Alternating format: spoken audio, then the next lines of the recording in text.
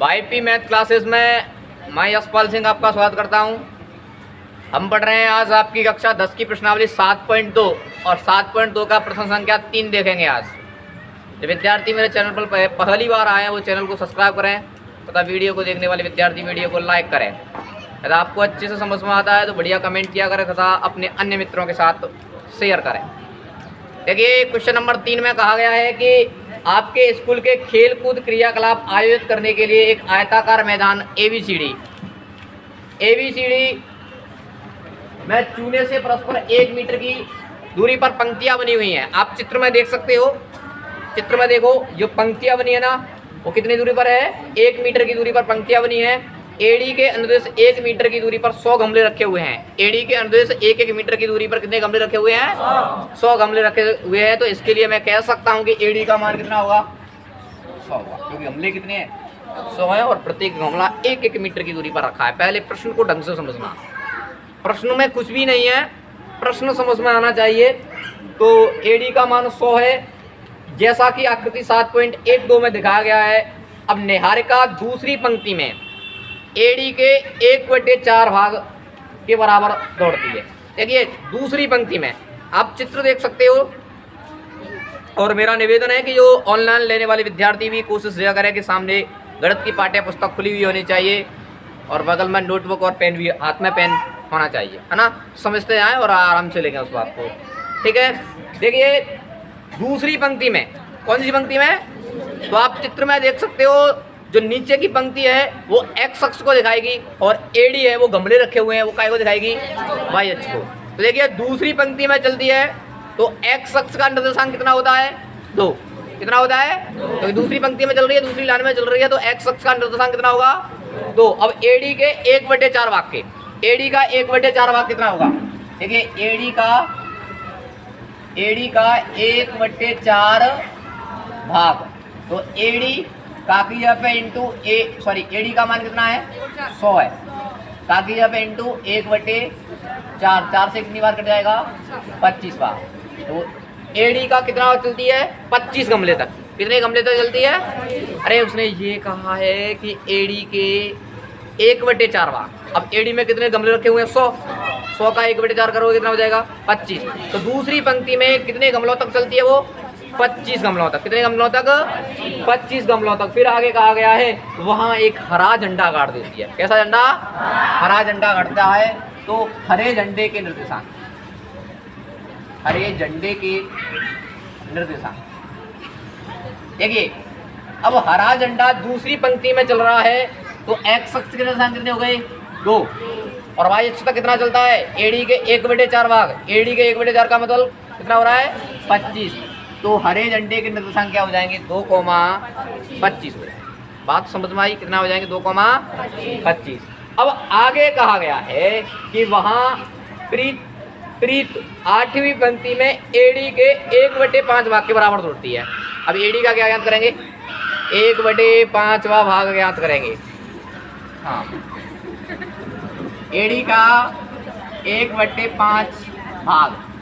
देखो एडी का मान कितना है? 100 इंटू 1/5 से 100 कितनी बार कट जाएगा?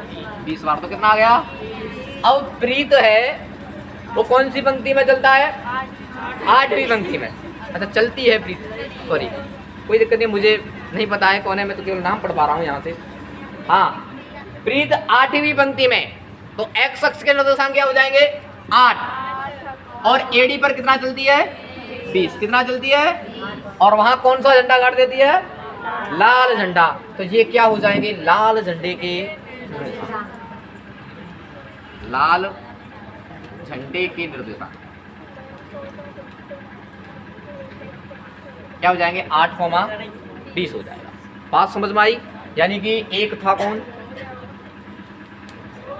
निहारिका। तो निहारिका कौन सी जगह पे झंडा गाड़ के आए? 2,25। और प्रीत लाल झंडा गाड़ा है कौन सी जगह पे? 8,20 पर। अब आगे कहा गया है दोनों झंडों के बीच की दूरी क्या है? ये दोनों झंडे हैं, इन दोनों झंडों के बीच की दूरी क्या है? और फिर चलो इतना ही ज्ञात करते हैं पहले। दोनों झंडों के बीच की दूरी, हरे झंडे और लाल झंडे के बीच की दूरी। तो हरे झंडे व लाल झंडे के बीच की दूरी, बीच की दूरी। तो बीच की दूरी याद करेंगे तो बीच की दूरी कौन कौन से बिंदु हो रहे हैं? देखो हरे झंडे का निर्देशांक क्या है? 2,25 और लाल झंडे का निर्देशांक क्या है? 8, कहने का मतलब इन दो बिंदुओं के बीच की दूरी। तो बीच की दूरी ज्ञात करने का सूत्र क्या होता है? x अंडर में x2 माइनस x1 का होल वर्ग प्लस y2 माइनस y1 का होल वर्ग। समझ में आया?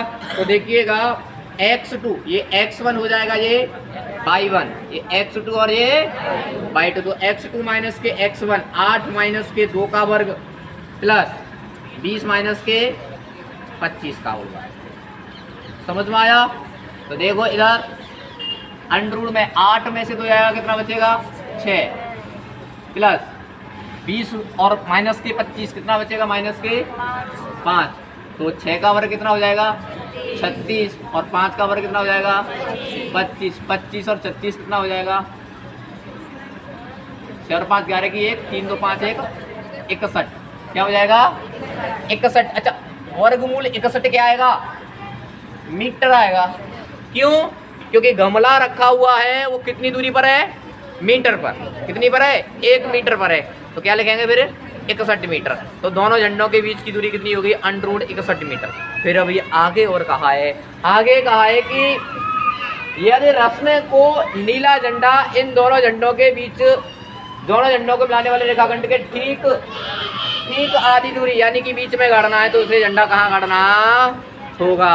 उसको झंडा कहाँ गाड़ना होगा? रस्म कैसा झंडा गाड़ता है? नीला। और कहाँ? इन दोनों झंडों के बीच में। तो इन दोनों बिंदुओं के बीच की क्या निकालेंगे? मध्य बिंदु। क्या निकालेंगे? मध्य बिंदु। तो मैं कहूँ नीले झंडे के निर्देशांक, नीले झंडे के निर्देशांक। तो देखो नीला झंडा इन दोनों बिंदुओं के जस्ट बीच में है ना, यानी मध्य बिंदु का गाड़ा जा रहा है। कौन कौन सा बिंदु? 2,25। ये तो कौन से झंडे का है? हरे झंडे का। और लाल झंडे का क्या है? 8, इनका क्या निकालेंगे? मध्य बिंदु। तो मध्य बिंदु ज्ञात करेंगे। तो मध्य बिंदु के निर्देशांक का सूत्र क्या होगा? हाँ जी, मध्य बिंदु के निर्देशांक का सूत्र होगा x2 प्लस x1 बटे 2, y2 प्लस y1 बटे 2। तो x1 y1 और x2 y2। तो x2 का मान 8 और x1 का मान 2 बटे 2, y2 का मान 20 और y1 का मान 25 बटे 2। 8 और 2 कितना हो जाएगा? 10। 20 और 25 कितना हो जाएगा? 45 बटे 10 बटे 2 का मतलब कितना हो जाएगा? 5 और 45 बटे 2 का मतलब हो जाएगा 22.5। कितना हो जाएगा? 22.5। तो ये काय के निर्देशांक हो जाएंगे? नीले झंडे के निर्देशांक हो जाएंगे। बात समझ में आई? बात समझ में आई तो देखने वाली वीडियो को लाइक ज़रूर करें और आप लिखें।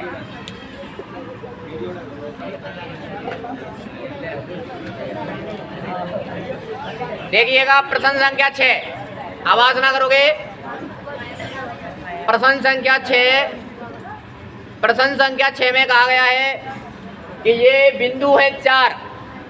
इन बिंदुओं को क्रम से लेने पर, इन बिंदुओं को क्रम से लेने पर समांतर चतुर्भुज प्राप्त होता है।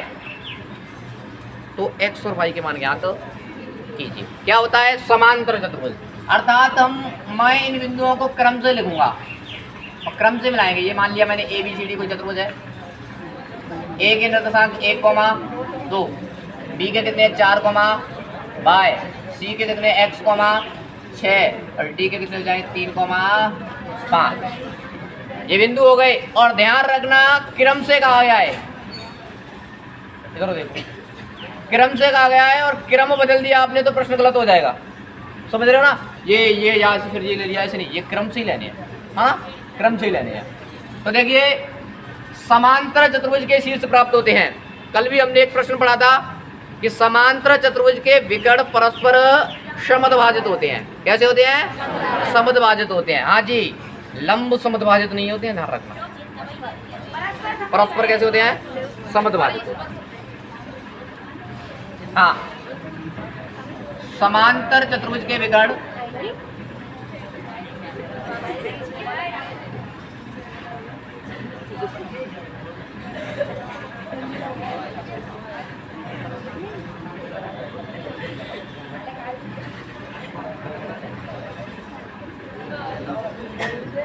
देखिएगा इधर, समांतर चतुर्भुज के विकर्ण परस्पर समद्विभाजित होते हैं, तो इसका एक विकर्ण बीडी बनेगा और एक विकर्ण कहाँ बनेगा, ओसी बनेगा।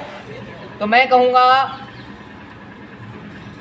देखो ध्यान रखना, कुछ विद्यार्थी अब बातें करते हैं, मैं उनका सामने साफ साफ नाम लिया करूंगा और उसका कट करके उसके पिताजी के पास भेज दिया जाए कि आपका बच्चा पूरी क्लास को डिस्टर्ब करता है। अच्छा रहेगा ना? मुझे पक्का पता है घर इतनी मार पड़ेगी भयंकर तरीके से। सीधा बैठ जा पहले तो, क्लास में कैसे बैठते हैं? जाओ इधर आ जाओ। हाँ, समांतर चतुर्भुज के विकर्ण परस्पर समद्विभाजित होते हैं, तो मैं कहूं कि AC का मध्य बिंदु कौन होगा, O, क्योंकि ये मान और ये मान आपस में कैसा होगा, बराबर, और BD का मध्य बिंदु कौन होगा, O होगा। ठीक है, कल भी किया था हमने एक ऐसा ही प्रश्न। तो देखो AC का मध्य बिंदु O, AC का मध्य बिंदु O के निर्देशांक बराबर होंगे काय के, BD का मध्य बिंदु O के निर्देशांक।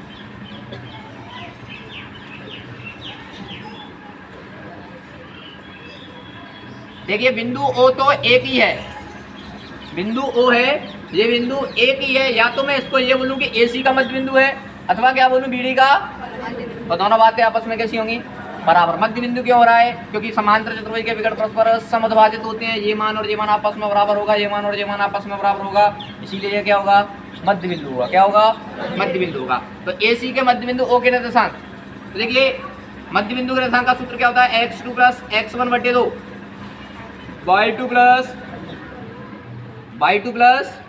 y1/2 बराबर, ये भी यही होगा मध्य बिंदु के, x2 plus x1/2 y2 plus y1/2। ठीक है ना? तो देखिए AC से बात करेंगे तो ये x1 और ये y1 और ये x2 और ये y2। ठीक है, तो x2 प्लस x1, x2 का मान कितना है यहाँ से x, प्लस x1 का मान कितना है 1/2, y2 का मान कितना है 6, प्लस y1 का मान कितना है 2/2 बराबर।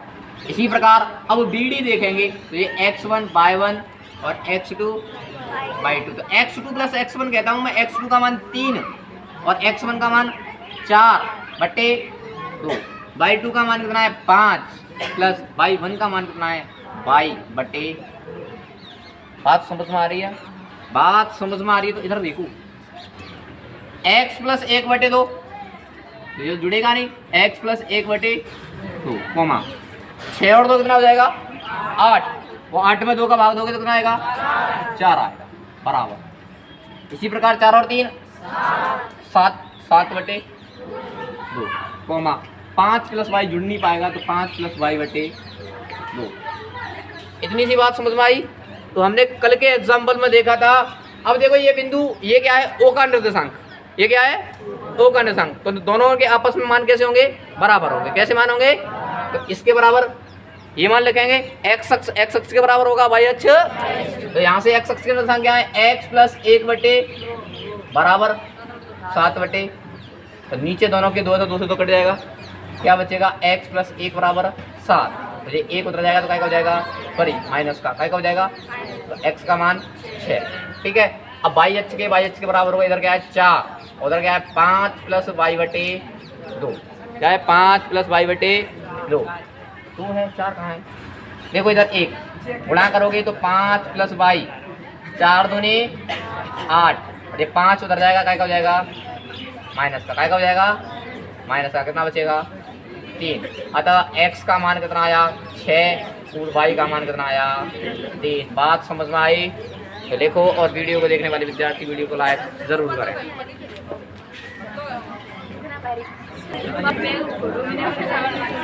देखिए क्वेश्चन नंबर 7 में कहा गया है कि बिंदु A के निर्देशांक ज्ञात कीजिए।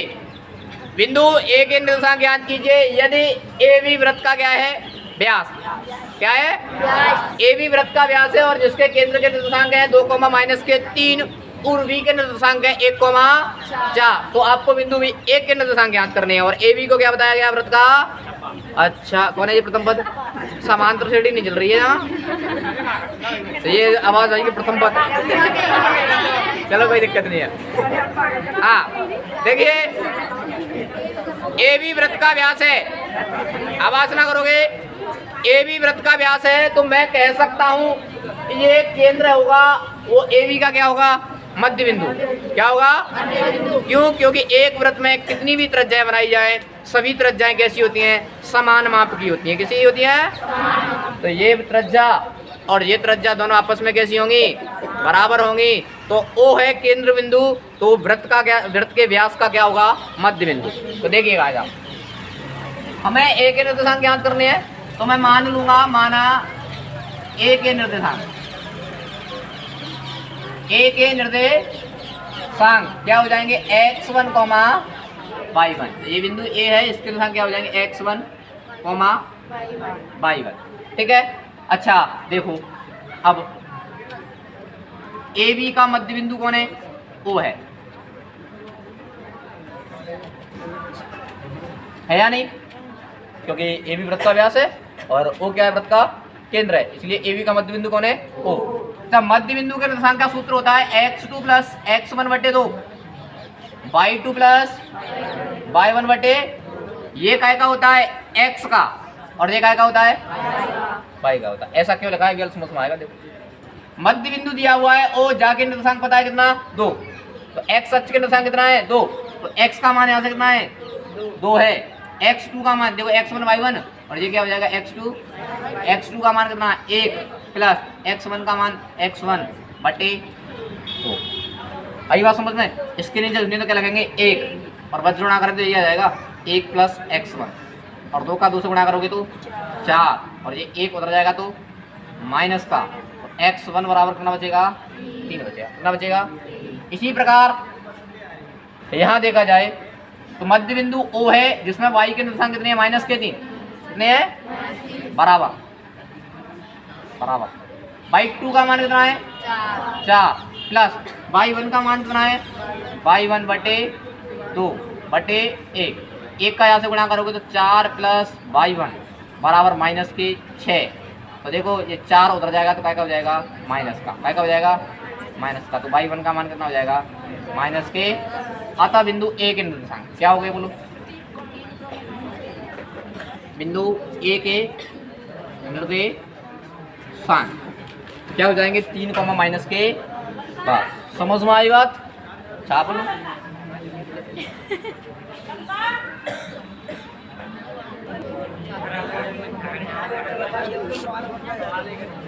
देखिए प्रश्न संख्या 8 में कहा गया है कि बिंदु ए और बिंदु बी, नहीं समझ में आया तेरे में अभी, समझ में गया, प्रश्न बोल रहा हूँ, सुनो तो आएगा समझ में। हाँ, बिंदु ए के निर्देशांक -2, और बी के निर्देशांक 2, -4 हैं। तो बिंदु पी के निर्देशांक ज्ञात कीजिए, ताकि AP बराबर 3/7 ए भी दिया हुआ है। तो कोई बिंदु P है, उस बिंदु P के निर्देशांक ज्ञात करने हैं। अच्छा आप मुझे एक बात बताओ, P के निर्देशांक ज्ञात हो जाएंगे, क्या पता हो इनका अनुपात, क्या पता हो, तो अंत्य विभाजन सूत्र से P के निर्देशांक ज्ञात हो जाएंगे। तो मैं कोशिश करूंगा मुझे पता चल जाए कि AP अनुपात BP, क्या पता चल जाए, AP अनुपात BP। अब देखो हम ज्ञात क्या करेंगे, AP अनुपात BP ज्ञात करेंगे। देखिए AP इधर AB है, AB इधर गुणांक में, इधर आएगा तो काय में आ जाएगा, भाग में। काय में आ जाएगा, कितना बचेगा, 3/। अब हमें AB मिल रहा है, AP पूरी भुजा मिल रही है, जबकि हमें मिलना क्या चाहिए, AP/BP मिलना चाहिए। समझ में आ रहा है? तो हम घटाना पड़ेगा हमें, और घटाते क्या है फिर, 1। क्या घटाते हैं, 1 घटाते हैं, और 1 घटाते हैं। और ये भी आपको पता है कि घटाते समय नीचे का चेंज होता है। कौन चेंज होता है, ऊपर वाला चेंज होता है, नीचे का नहीं, ऊपर का बदलता है। सुनो अभी देखेंगे, 6 प्रश्नावली में देखा था हमने, नीचे का तो एलसीएम होता है और ऊपर की राशि क्या हो जाती है, घट के बदल जाएगी। तो हमें बदलना तो कौन है, AB को, क्योंकि AP की तो आवश्यकता है। मैं क्या बोल रहा हूँ, मेरी बात को गौर से सुनना, AP अनुपात BP चाहिए, तो AP तो होना चाहिए। तो AP को बदलना नहीं है, किसको बदलना है, तो फिर किसको क्या हो रहा है, पलट देंगे साहब। तो क्या हो जाएगा, AB/AP बराबर 7/3। दोनों पक्षों में से एक घटाने पर, एक घटाने पर। अच्छा एक घटाओगे तो A P upon A B minus के एक 7/3 माइनस के, अच्छा घटाओगे तो यहाँ एलसीएम कितना आ जाएगा, ए पी आ जाएगा। ए पी से ए पी एक बार, और एक का ए बी से करोगे तो माइनस, इसके नीचे कितनी आएगा एक का ए पी से करोगे तो ए पी बार, और ए पी का एक से करोगे तो, और इसी प्रकार यहाँ 3 एलसीएम आएगा, 3 एक कम 3 एक बार, एक का 7 से करोगे तो 7 माइनस इसके नीचे उसमें तो एक आएगा, एक का कितनी बार 3 बार, और 3 एक कम। अच्छा देखो ए बी में से, गौर से देखना, ए बी में से ए पी घटा देंगे तो क्या बचेगा, बी पी बचेगा। क्या बचेगा, B P upon A P. 7 में से 3 घटा दो कितना बचेगा, बटे 3, और अनुपात में लिखना चाहूँ, अच्छा फिर इसको क्या करें, पलट दो, क्या हो जाएगा, A P upon B P कितना हो जाएगा, 3/4, या ए पी अनुपात बी पी कितना हो जाएगा, 3 अनुपात। अच्छा इसका मतलब क्या हुआ, ये बिंदु P है, ये बिंदु P इन रेखाखंडों किस अनुपात में विभाजित करता है, 3:4 में। किस अनुपात में विभाजित करता है, 3:4। तो देखिएगा ये x1 और ये y1, ये x2 और ये m1 और ये m2। अब अंत विभाजन के सूत्र से ज्ञात कर सकते हैं ना, m1 x2 plus m2 x1 upon m1 plus m2 comma m1 y2 plus m2 y1 upon m1 plus m2। कर सकते हो अंत विभाजन सूत्र से।